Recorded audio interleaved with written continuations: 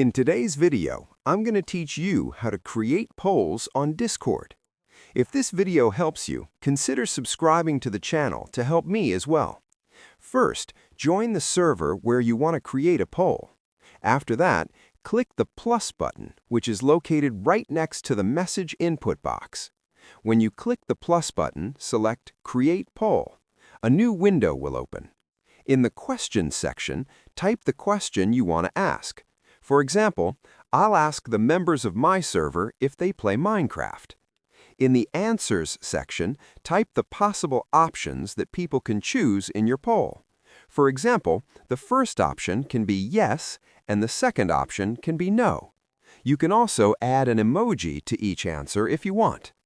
By default, there are only 2 answer fields, but you can add more by clicking Add Another Answer. In the Duration section, choose how long the poll will last. For example, if you select 24 hours, the poll will end after 24 hours and the results will be available. You can change this time to whatever you prefer. You can also allow voters to select more than one option. To do this, simply enable the checkbox that allows multiple answers. Once everything is set up, click the blue Post button and your poll will be published.